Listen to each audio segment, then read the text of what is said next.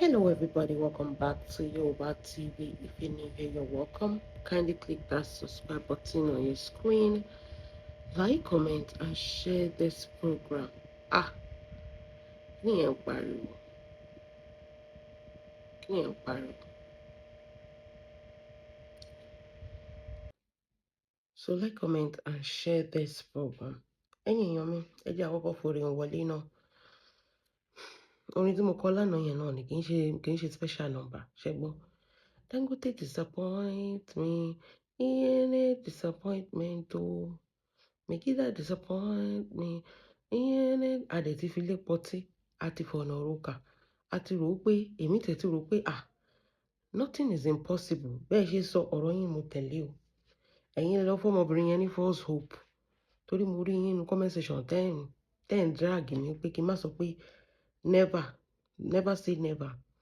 But tẹ́ bá wo kíní iná, mi ò fẹ́ lè tara blame ọmọbìnrin.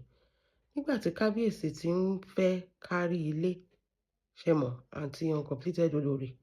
Of course, Auto Bola náà lè rò pé òun lè ní short pẹ̀lú Dangote náà. Kí ló fi ń ṣèyàn? Wọ́n lè f'Auto Bola ṣe side chick. Nǹkan tí ò wáyé mi ni pé irú setting wo ni Auto Bola máa fit as side chick fún Dangote. Tó bá yẹ pé wá possible ni o, ṣé mọ̀ pé nílé ayé yẹn sì bá ti sọ pé do not say never say never. Àǹtí orí ògbádé dẹ̀ rèé, ṣé mọ̀, room to room, àwọn gangan ló yẹ kó máa pè room to room. Anywhere àdògàn láǹtí yẹn.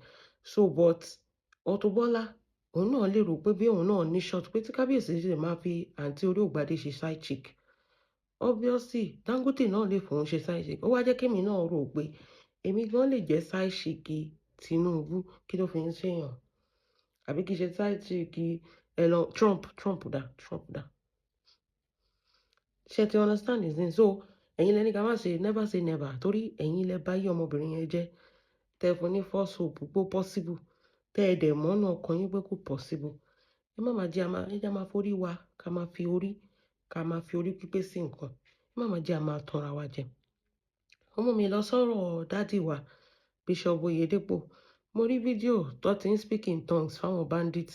Dádì ń lo full security. Wọ́n ń lo bouncer, wọ́n ń lo escort, wọ́n ń lo bodyguard, wọ́n ń lo bulletproof car. Wọ́n dẹ̀ speak in tongues fún bandits wípé kan dáwọ́ iṣẹ́ dúró. But dádì nǹkan ṣé béèrè ò fàjà o. Ẹ jọ̀ọ́ sà, ṣé ẹ lè gbé gbogbo bulletproof àti protection tẹ́ ń lò kẹ́ gbé sílẹ̀? Kẹ́ ẹ dẹ̀ dúró without security. Ká dẹ̀ ráwọn bandits kan dẹ̀ wá, kan wá bá yín. Kẹ́ ẹ dẹ̀ speak in tongues. Kan dẹ̀ sá padà àbí kan kú lẹ́sẹ̀kẹsẹ̀. Torí iṣẹ́ rí èèyàn lè máa sáré ojo níbi tí ilé ayé dẹ̀ dé ń sìn báyìí. Ẹ má jẹ́ a máa tọra wa mọ́. Gbogbo ala ti rọ́ ọ̀kan. Ìwọ tójú ẹ bá sì dúdú, ayé ẹ ló bàjẹ́ nìyẹn. Gbogbo ala ti alójú tá a lè fi ríran. Ẹ lè máa lo escort kẹ́ tó sì máa kẹ́ máa speak in tongues against bandits. Ẹ̀yin lo protection, àwọn èèyàn ò ní protection. Ẹ̀yin wá ń gbé irọ́ lé wọn lọ́wọ́. Tẹ́yin bá mọ̀ pé speaking in tongues yín yẹn Ọlọ́run gbọ́ lóòótọ́. Kí lẹ nídìí escort fún? Ó ti yé yín sí. Ẹ need escort now.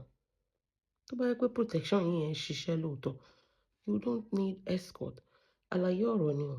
Kì í ṣe pé kíni o. Àlàyé ọ̀rọ̀ ni. So Auto Bola, thank God you've woken up from your slumber. Mo bẹ̀ yọ̀ wípé o ti jí látojú oorun tó ti ń sùn tó ti ń lálàá. Wípé o dẹ̀ ti rí òótọ́ nsìn. You have seen the truth and the truth shall set you free. You just wasted time. How many months ló fi kígbe Dangote? Over 6 months. Time, effort and everything. Ká sọ pé waste 2025 seeking something that you know that is impossible. So you wasted 2025 on achieving anything. Ẹ má máa jẹ́ a máa wo ìbẹ̀rẹ̀ nǹkan. Ẹ jẹ́ a máa wo ibi tó máa parí sí. If you have used time tó fi ń lé Megida káàkiri, tó ń wẹṣẹ, tó ń wẹ kọ̀ọ̀kan, tó ń take bathtub ride àbí whatever it is you are taking, tó ń wá Megida kiri, tó bá yẹ pé o ti fi invest sínú ara àbí o ti fi lọ wáṣẹ́ ṣe ni, o ò ní jẹ́ ọ̀kan tó máa sunkún pé ṣó máa sọ pé òun ò rí mi ni. Ṣó máa sọ. Auto Bola kò lè rí ẹ náà. Tí Dangote bá rí ẹ, jọ ìbọn, ṣé kò wà nílé rí irú àwa? Bẹ́ẹ̀ ni, kò lè, kó tó bá yẹ pé bẹ́ẹ̀ náà ṣe ń pín. In fact, tó máa ń pín kò lè kàn ẹ́. tó máa ń pín kò lè kàn yẹn náà. I speak for him. I say no to terrorists. I say kinní kan. Kò lè rí ẹ̀, kì í ṣe bẹ́ẹ̀ náà ṣe ń pín. Bó ṣe ń pín kọ́ nìyẹn. Ó wù ẹ́ kó wù ẹlẹ́dàá ẹ̀ náà. Okay.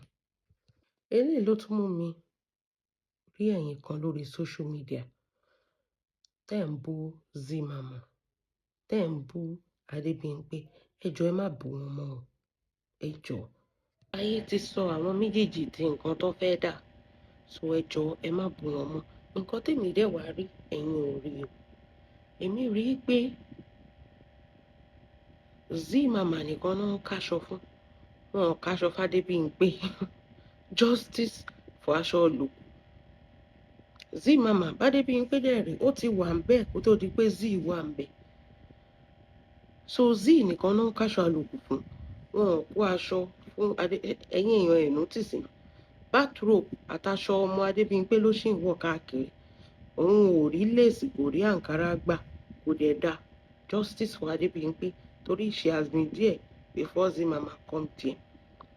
Àwọn méjèèjì ní òjò láṣọ lórí ìkọ̀. Ṣùgbọ́n a dúpẹ́ lọ́wọ́ Ọlọ́run pé èèyàn kan wọ́n ṣà ń kálòkù fún. Bọ̀ kí ló máa dé tó jẹ́ pé èèyàn tó bá kálòkù fún èèyàn kan ó yẹ kó lè kálòkù fẹ́ lómìn náà. Nǹkan tèmi rí nìyẹn. So ẹ fi wọ́n sílẹ̀. Ayé ti dá wọn bí ayé ṣe fẹ́. So please ẹ fi wọ́n sílẹ̀. Ẹ má drag wọn. Ẹ ṣáà fi wọ́n lẹ̀. Ọ̀rọ̀ wọn ó yé wa dáadáa. Nǹkan tó máa jẹ ni ò jẹ́ kán gbádùn. So this is why I'm not even going to stress myself on them. Ṣé to understand this thing? Ìkòkò ọbẹ̀ wọn ni Lizzy now. Ẹ gbọ́ tí Lizzy sọ indirectly nínú show tó ṣe. Wípé àwọn èèyàn tó súnmọ́ òun yẹn àwọn gangan ni ò dáa. Wípé òun gangan fara òun gan lòun wà lọ́rùn Ìyábọ̀ Òjó. Pé kì í ṣe pé Ìyábọ̀ Òjó ló wà lọ́rùn. So this counter everything. Ó dàbí ẹni pé hand don meter. Ọwọ́ ti bà á. Kó tó bẹ̀rẹ̀ sí yí ẹnu padà. Now she has said that she's going to stay on her lane. She want to do her business. Mo rò pé tẹ́lẹ̀ ó ti paṣẹ́ tì ní pé ilé ayé èèyàn kan ló fẹ́ máa gbọ́. December dẹ̀ ti dé. Nǹkan tó bá ṣe ló máa pa ní December. So ẹ ṣáà fi gbogbo wọn lẹ jẹ́ kó máa parọ́ mọ́rọ́ àti wọ́n ra mall àti wọ́n ra shop gbogbo ẹ̀ ló yí gbogbo aláṣàmọ̀ bó ṣe ń lọ lórí social media. So ẹ fi wọ́n lẹ̀. So moving on to èwo nu yín náà tó sọ pé ó jí passport èèyàn lọ. Ìgbà tí mo rí kíní yẹn mo tún wò pé ẹ jọ̀ọ́ lọ́wọ́ bá mo fi bẹ̀yìn. Èwo nu yín náà tó sọ pé ó lọ jí passport. Ṣé ẹ fẹ́ pa àǹtí ẹ wá náà ẹni sọ̀rọ̀? Kí ló fèpè náà? Amúni jẹ́ amúni, ọlọ́pàá èwo ń tèpè. Kí ló fèpè? Ṣé fake passport lẹ kó dání ni? Àbí ẹ ya ni? Ẹ ṣe photo shoot passport oní passport ni? Ẹ dẹ̀ explain ara yín èwo lè pè tẹ́ ń ṣẹ́. Bẹ́ẹ̀ ṣe mú ọmọ ọlọ́mọ ń jọ sí náà nìyẹn tó sọ pé kò lòun kò sí bẹ́ẹ̀ ṣe jáàgì ọmọ yẹn pẹ̀lú àwọn team member yín. So ìgbà tó ń ṣe wọ́n nígbà tí ṣiṣẹ́ ń jẹ elégbò ò mọ̀. Ìgbà tí elégbò wa ń jẹ ṣe ń sìn báyìí àwa nísinmi. Àǹtí ẹ má ṣépè mọ́. Abiyamọ kan òun ṣépè. Abiyamọ ni mo pè o. Abiyamọ ò kì í ṣépè o. Kí ló fèpè gan? Kí ló dé tó dùn yín tó bá yẹ pé ẹ gba passport lóòótọ́? Ṣó yẹ kẹ́ ẹ ṣépè tó yẹn? Àbí ṣó yẹ kí pé pọ̀ tó yẹn? Okay. Èmi ò bú yín o. Àlàyé ọ̀rọ̀ ni. Nǹkan tó kọ làwa fẹ́ kà. So tẹ́ bá tún fẹ́ ṣépè ẹ mọ bí tẹ́ máa darí èpè yín sí. In case tẹ́ ẹ bá gbọ́ àbí tẹ́ ẹ bá rí update torí ẹ̀ lèmi ṣe fẹ́ kà fún yín tó ní mo kó rí page mi lẹ máa ń sùn sí tẹ́ máa ń jí sí. Ṣé to understand? Forever is our ṣékìní is our deal èmi àti yín. Wọ́n ní the screaming and cursing are all Ms. Soros' defense mechanism. Shetirinsin, you let them use your word against you. Auntie, you let them use your word against you. If you have a British passport, lóòótọ́, why are you cursing on people? Ó yẹ kó máa wò wọ́n kó máa look at Dorcas ìgbà tẹ́ drag ọmọ yẹn she did not curse. Kò tiẹ̀ dá yín nù. Gbogbo ìgbà tó wà nù kò dá yín nù. Kò ṣe pé ìjọ kan rí. Kò sí nǹkan tẹ́ ẹ ṣe to frustrate her. Kò tiẹ̀ dá yín nù. Ìgbà tó ọmọ ọlọ́mọ mọ̀ pé she's carrying a wonderful bundle of joy. So kò lè ráyè tí yín. Wọ́n ní the screaming and cursing are all Ms. Soros' defense mechanism. Ṣé ti gbọ́? Who doesn't know you by now will be moved by your tears. Stay on the subject and don't rough the story up. You claim to have a British citizenship and I ask you to post your ceremony picture. Auntie, tẹ́ bá mọ̀ pé ẹ fẹ́ yọ̀sẹ̀ lẹ́nu kúrò, ẹ̀yin náà ẹ post ceremony picture yẹn náà. aṣáàdìgbà tí Bukky mú àbúrò ẹ̀ lọ tó lọ gba passport tiẹ̀ àrí fọ́tò, kò sí doubt about that, kò sẹ́nibọ̀dì tó drag Bukky wípé Bukky o lè ní ẹ o àbúrò, àrí gbogbo fọ́tò, àrí gbogbo update àwọn èèyàn kan. ẹ̀yin náà kí ló wá dé tó jẹ́ pé ó le fún yín láti drop ceremony picture yín. You came out screaming and cursing your generation, being aggressive with self-appraise as usual, but did not defend what you claim to have. Ṣé ẹ gba passport àbẹ́ ẹ gba passport? Amúni jẹ́ amúni, ọlọ́pàá ẹ̀wò ni tèpè. Tẹ́ bá gba passport, ẹ post ceremony picture yín ló bá tán. What is the barbara, aunty? What is the barbara? Kí ló fẹ́ pé, kí ló fẹ́ kún? Kí ló fẹ́? I mean, for somebody dárò yá kíní bẹ́ẹ̀ ṣe pera yín àbí ibi tẹ́ ẹ gbéra yín sí, kí ló fẹ́ kún? This is easy question, straight answer. Yes, I collected the passport. No, I do photo shoot with somebody else's passport. Kí ló fẹ́ kún? Ṣé mo pé lórí social media a mọ̀ yín dáadáa pẹ̀lú fake life? So a dẹ̀ mọ̀ yín dáadáa pé máa ń búlé èèyàn tó bá ń ṣoríire. So now is your turn to prove yourself. Why is it so difficult for you to do?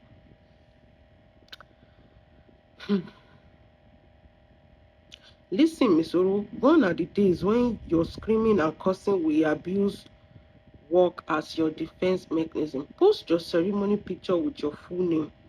Prove us wrong.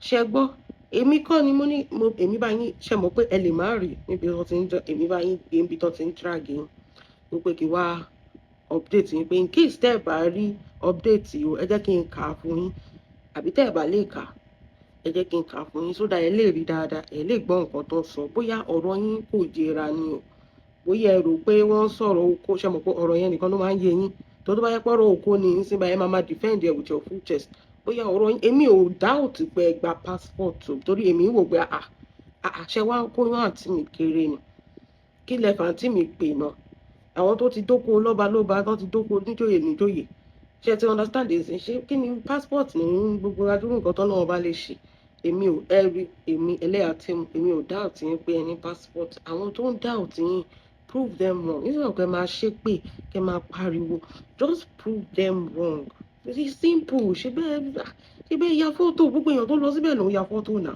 ẹ̀yin ò ṣe fún wa ní àǹtí post your ceremony picture with your full name prove us wrong it's simple. Until then, you are just making noise. Coming online with 6 passport doesn't prove anything to us. Èèyàn tó kọ update kò dáa náà. Méjì péré náà kó síbẹ̀ ibo lẹ́tí. Báwo lẹ ṣe wá sáré sọ ọ́ di 6? Ibi méjì náà kó síbẹ̀. Ibo lẹ́tí wá Ọlọ́run. Eléyìí ò dáa. Ẹ wá sọ pé kò dáa. Méjì la rí o. Méjì la àǹtí post. Àǹtí ò sọ pé àwọn gba passport 6 o. Ṣé méjì àbí 3? Ó dàbí 3 ni. Ok, 3 ni. 3 náà post wọn sọ pé 6 o ẹgbẹ́ abẹ̀rù Ọlọ́run. You posted your certificate of registration on a public platform, so you should expect people's opinion and reaction considering what you have also done to people. You cannot take half of what you dish exactly. Ẹ̀yin ẹ ti bully especially Dorcas ẹ̀yin àtàwọn tíìmù yín ẹ bully ọmọ yẹn látijọ́ tẹ́ ti gbọ́ polówó tó fi bímọ up till now ẹ ṣì ń bully ọmọ yẹn lórí social media ni. So eléyìí báyìí wọn ò tiẹ̀ wá báyìí ṣe rí báwọn ọmọ Dorcas gan wọn ò wá fún yín wọ́n update lásán ni wọ́n update àwọn yẹn ò ráyè tí yín wọ́n kàn update lásán ni at the end of the day ẹ̀yin lẹ̀ ń pariwo ẹ máa gbọ́ cannot take half of what you dish olórí ojú àlà there is no need for all the curses and noise wọ́n lẹ̀ ń pariwo wọ́n ní kẹ́ ẹ yé máa fọ́tọ́ èmi bá yín interpret ẹni post your ceremony picture you are pained because you get caught and called out on your fake citizenship. Mo tún rí bí kan táwọn èèyàn ti drag àti Bukky pé tó bá jẹ́ pé èèyàn míì ni Bukky máa jáde pé òótọ́ ni. Tẹ́ bá rántí ìgbà tó ń drag Dorcas Bukky gbé yín ṣanṣan òṣì yẹn jáde ni tó bẹ̀rẹ̀ sí ń sọ nǹkan tó jú ẹ̀ ò rí at the end of the day ìgbà tó tún mú òótọ́ gan she's a fool she cannot come and say oh I'm sorry I was wrong. Ṣẹ́rí the ability for somebody to admit pé I was wrong ibẹ̀ yẹn ẹni yẹn ibẹ̀ ni solution ti ń dé sí ayé ẹni yẹn. Bukky knows that something is fishy as Bukky tó máa ń sọ pé I have integrity be very dark man. Òun dẹ̀ rèé, ó wá rírú nǹkan báyìí and you kept quiet torí pé ẹ fẹ́ jàjà fracas. Look at those people. Okay, ẹ jẹ́ n sọ kíní kan fún mi. Tí Dorcas bá ṣe nǹkan tí ò dá lé ni, I'm going to come out and say it. Tí àǹtí Ìyábọ̀ bá ṣe nǹkan tí ò dá lé ni, I'm going to come out and say it. I won't be like, no. Ṣé ti understand this? This is what they call life. Kò síyàn tí ò lè ṣe nǹkan tí ò dá. Everybody is born with good or evil. So Bukky, you saw this, you kept quiet. Torí pé o fẹ́ jàjà fracas. You don't have integrity. That is what people are saying. You're just like everybody else on social media. Why can't you ask? Because you congratulated Olori Ojoala and you failed to congratulate Dorcas. You dragged Dorcas. That woman was pregnant. And you congratulated somebody that is not sure. And you dragged Dorcas that was actually pregnant. And even when the child came, you saw that this girl was pregnant. Any doubts because of what the narrative that bloggers like your Aristotle was posting. But you saw everything. But this woman was actually pregnant. Okay, you saw our skin color has changed. You saw our tummy. There are some things you cannot fake. There are some things you cannot fake. There's a breeding to breed. Oh, lè fake here. Oh, you take somebody tó ti lóyún rí náà kó tó mọ̀ pé irú breeding is not just anybody. You cannot fake that. But ṣé mọ̀, ẹ ti fẹ́ jàjà fracas. Nǹkan tó so gbogbo yín papọ̀ torí pé ẹ fẹ́ báyà bọ́jà. Ṣé rí pé orí gbogbo yín dẹ̀ burú papọ̀?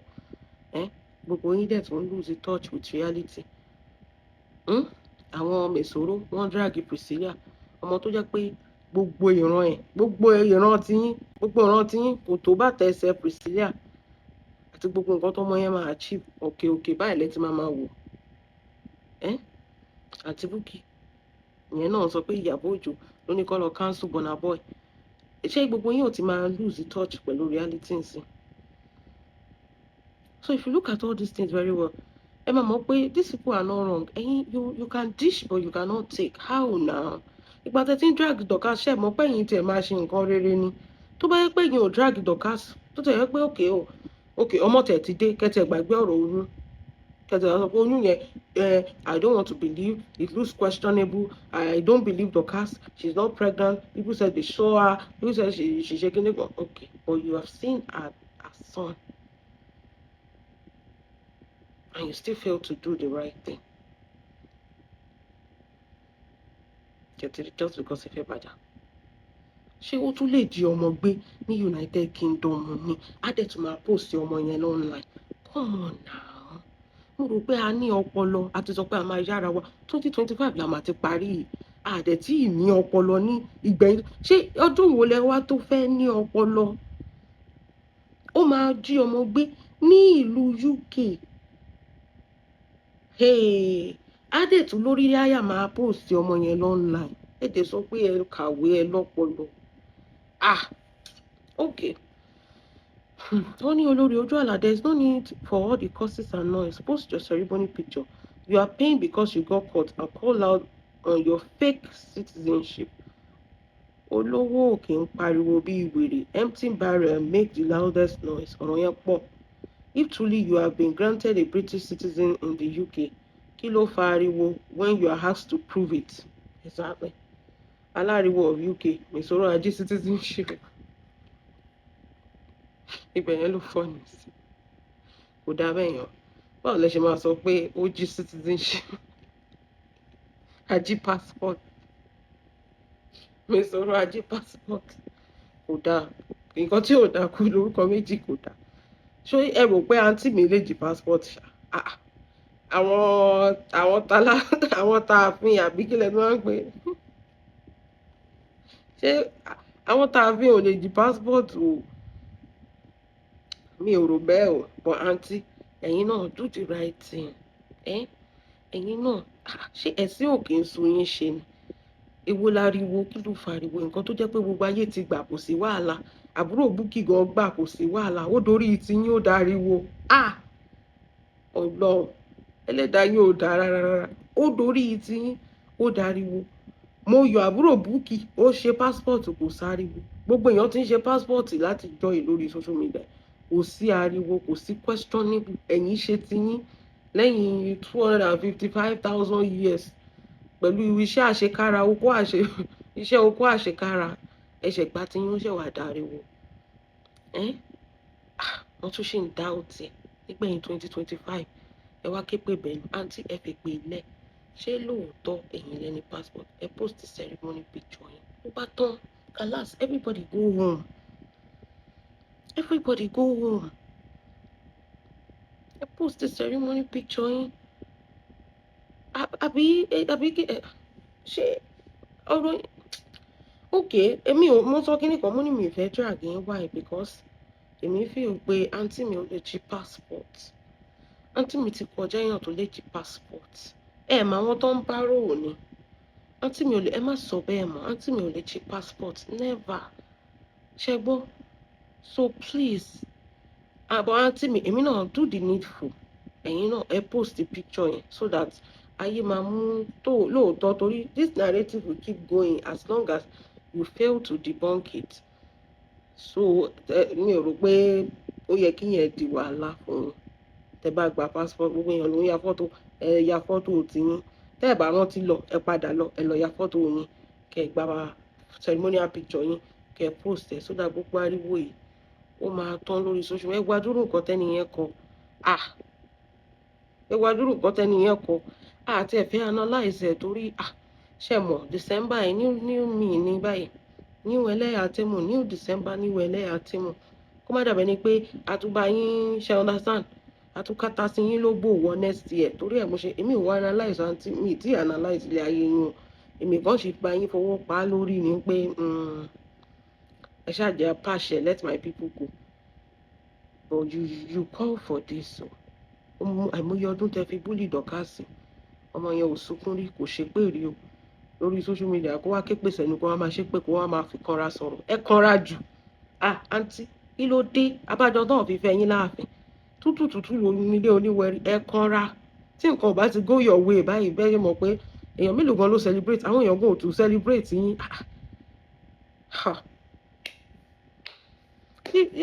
àwọn èèyàn gan ò celebrate yín náà àwọn èèyàn celebrate yín náà àríǹbì kan ibi méjì ó ti tán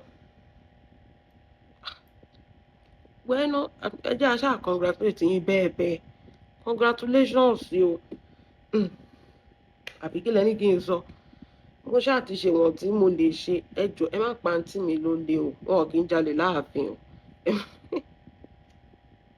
ẹ má pe àǹtí mi ló lé o ṣùgbọ́n báwo ni Tọ́pẹ́ Àlàbí ṣe kọrin yẹn ẹni tó bá kọ ọgọ́rùn-ún ìgbè tó nígbà lòun kọ ìgbà tó bá kàn rárẹ̀ rẹ̀ tán dandan ní ẹ ṣáà ti mọ̀ ẹ jẹ́ àfi gbogbo ẹ̀ lẹ́ẹ̀bẹ̀ yẹn ká gbogbo ẹ̀ lẹ́sọ̀ ọwọ́ Ọlọ́run ọba Ọlọ́run lórí inú everybody ló dẹ̀ mọ nǹkan tí everybody ṣe àbí ẹ jẹ́ àfi gbogbo ẹ̀ lẹ́ẹ̀bẹ̀ yẹn kò sí nǹkan tó pamọ́ kò sí nǹkan tó ṣókùnkùn wájú Ọlọ́run ọba kedere ní gbogbo ẹ̀ ẹ̀yìn náà sọ wọ́n ti di bàbàrà ẹ jẹ́ bá mi fàǹtí mi sílẹ̀ ẹ ṣe fàǹtí mi sílẹ̀ ogun táǹtí mi jà ó ju ogun passport lọ whatever it is that make you happy aunty at this point whatever it is that makes you happy at this point just do you àti fake life o àti real life o àti half fake half real o àti humor I must belong by force o àti carry me o anything that makes you happy ẹ ṣe ó jẹ́ bó ṣe jẹ́ ẹ̀yin èèyàn mi God bless you ẹ jẹ́ mọ nǹkan tẹ́ bá feel about it have a wonderful day.